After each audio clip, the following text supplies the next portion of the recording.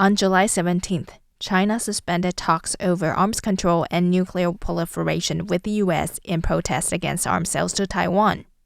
It has demanded that the United States make commitments on nuclear weapons by adopting a no-first-use policy and giving up its extended nuclear deterrent to allies in Europe and Asia. China's foreign ministry says the United States has continued to sell arms to Taiwan and done things that severely undermine China's core interests and the mutual trust between China and the U.S. And in response, here is State Department spokesperson Matthew Miller. I think that step that they've taken is unfortunate. China has chosen to follow Russia's lead in asserting that engagement on arms control can't proceed when there are other challenges in the bilateral relationship. We think this approach undermines strategic stability. It increases the risk of arms race dynamics. We have made efforts to bolster the defense of our allies and partners in the Indo-Pacific, and we will continue to make those efforts in the face of Chinese threats to their security. I would say, unfortunately, by suspending these consultations, China has chosen not to pursue efforts that would manage strategic risks and prevent costly arms races, but we, the United States, will remain open to developing and implementing concrete risk reduction measures with China. However, it requires a PRC willing to also manage strategic risks. Just make sure, last time you guys had this...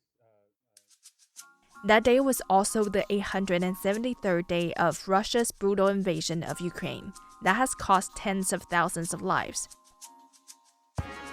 You're listening to The Divide. My name is Iris Xu.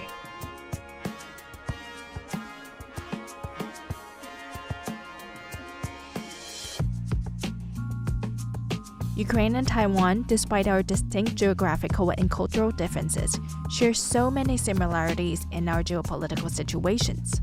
Both Ukraine and Taiwan are located in strategically important regions. Ukraine sits at the crossroads between Europe and Asia, making it a pivotal buffer state between Russia and Western Europe. And Taiwan, located off southeastern coast of China, holds a significant strategic position in the Pacific, near major shipping lanes.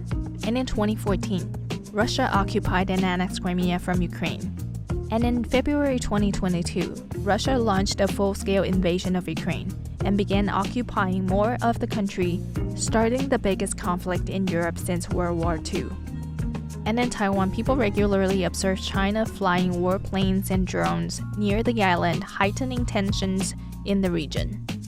Besides these similarities that underscore the complex and challenging geopolitical environments in which both Ukraine and Taiwan operate, we are both facing military threats from a nuclear weapon state.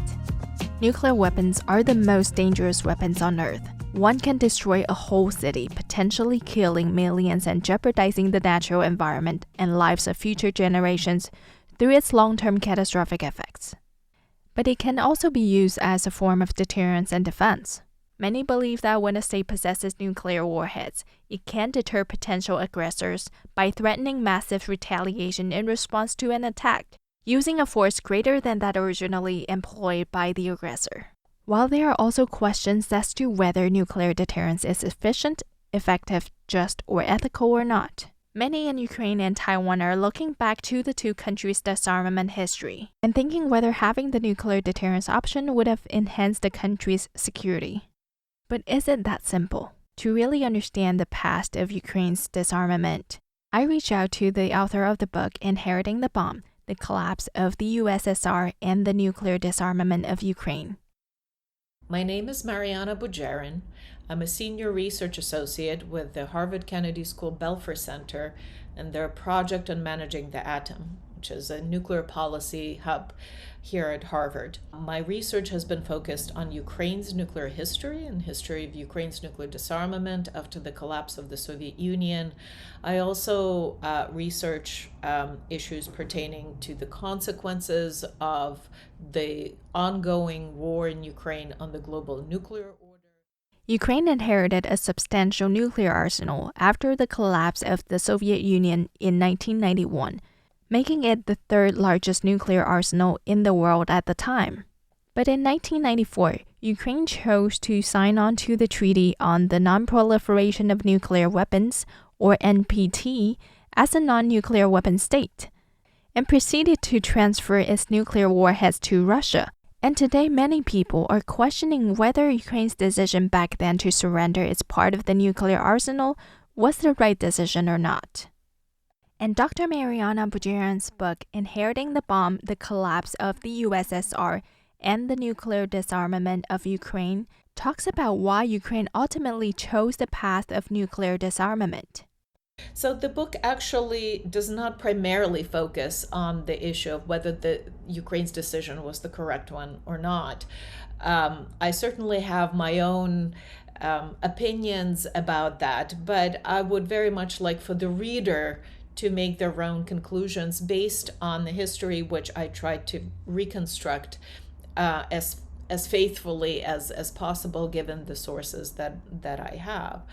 The book is about mostly focused on the Ukrainian perspective of this story. There has been some sources written about, American policy in the early 1990s with the collapse of the Soviet Union and how the American policymakers formulated their stance and their approach to, in particular, the nuclear aspects of this dissolution. But very little has been written thus far before I started work on this book about the perspectives of the post-Soviet countries, Ukraine and Kazakhstan and Belarus.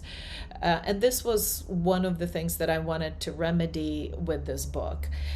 When I started working on this research project, it was my dissertation topic, I found that in the public and even political discourse on the issue, there were two narratives that have taken hold about the story. And one was mostly in Ukraine, especially after 2014, after Russian annexation of part of Ukraine's territory of Crimea and the fueling of the war in eastern Ukraine and the Donbass. This interpretation, this narrative took hold that Ukraine gave up the world's third largest nuclear arsenal in 1994 for nothing but empty promises, and now look what happened, right? So it was unambiguously the narrative of regret, the narrative that this was a mistake, it was a blunder.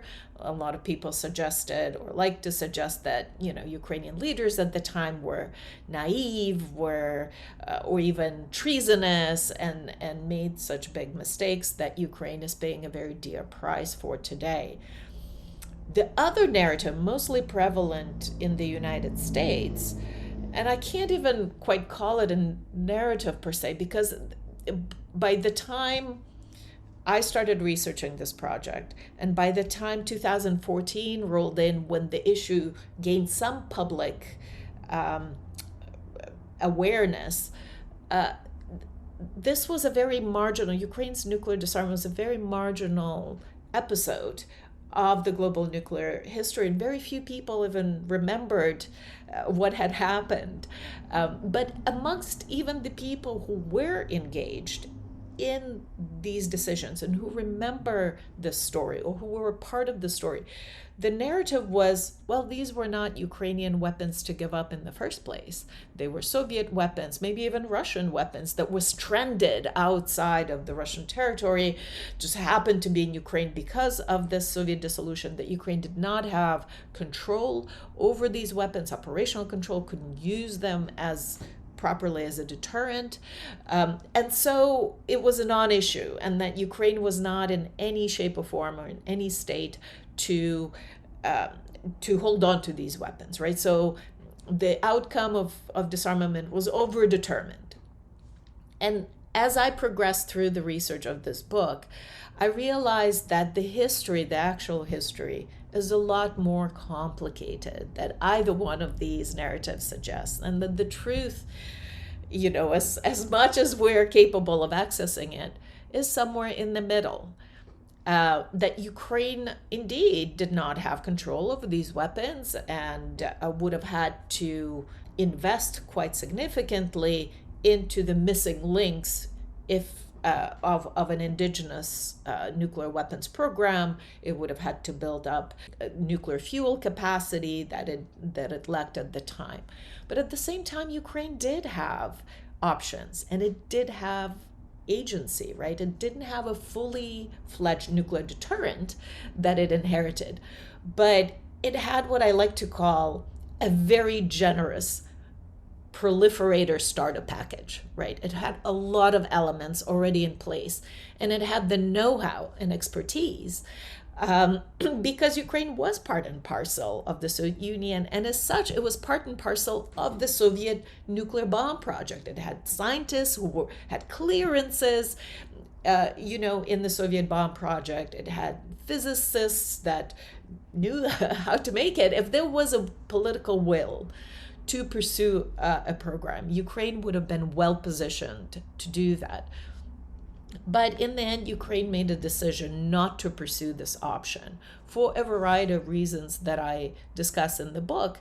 At the end of it, I think, given the merits of the time, and we can only judge these decisions in the time that they were made, not 30 years later, that's ahistorical and anachronistic. But at the time, it was the right thing to do for Ukraine to give up this nuclear potential, this option of developing nuclear arms, to join the international community as a member of international community in good standing, as a good international citizen, something that would have been very difficult had Ukraine kind of held on to some of this this nuclear inheritance. In comparison, Taiwan's disarmament history is less faithful. After leaving the United Nations in 1974, the Republic of China in Taiwan, no longer a member of the IAEA, the International Atomic Energy Agency, set out to build nuclear weapons using materials from a research reactor it purchased in 1969 from Canada. And for the next 14 years, Taiwan was able to hide its uranium enrichment program under the guise of researching atomic energy at the Institute for Nuclear Energy Research. And in 1988, a scientist who was part of the secret program took a vacation to the United States. He brought stacks of documents along with him that ultimately proved that Taiwan had in fact been pursuing nuclear weapons. And after great pressure from the United States, Taipei shut down the program. But going back to Ukraine, when it gave up its nuclear arsenal, it signed a memorandum with the UK, the US, and Russia in exchange for security assurances, the Budapest Memorandum. The Budapest Memorandum today is a very controversial document. At the time when it was negotiated, it was part of the nuclear deal that was, Ukraine negotiated with the United States and with Russia in exchange for giving up this nuclear option and joining the Treaty on the Non-Proliferation of Nuclear Weapons as a non-nuclear state, right? So there were other parts to that deal. But the Budapest Memorandum was sort of the political security component of it. And Ukrainian negotiators really wanted something a lot more robust than what they got in the end. They wanted something called security guarantees.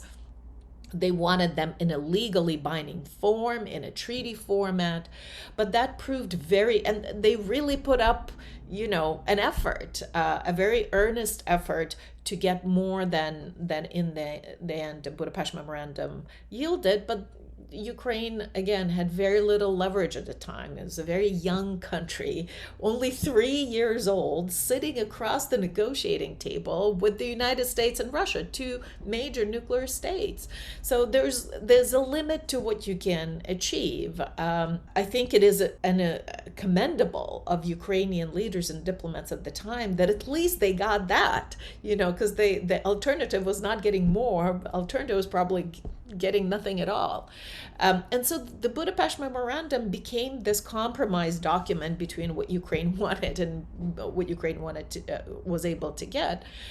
And it really reiterated the clauses, the articles of the Budapest Memorandum were mostly copy-pasted from other but other major international documents, such as the UN Charter, such as the 1975 Helsinki Final Act of the Conference, later Organization on Security and Cooperation in Europe.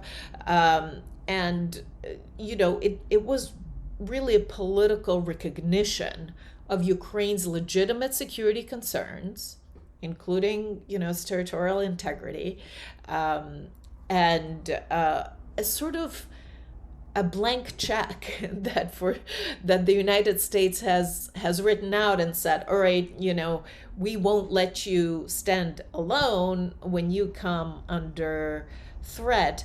But what specifically that might have meant, what the amount might be, figuratively speaking, not in terms, but what these concrete obligations might be, was left unaddressed. And it was a matter of principle for the United States. It was very important that in the English version, the memorandum talked about security assurances, as you mentioned, not security guarantees. Because for the United States, security guarantees is something very specific that includes a military component, right? Includes a military commitment, a defense commitment. Whereas security assurances is something kind of more ambiguous, perhaps, or less committing.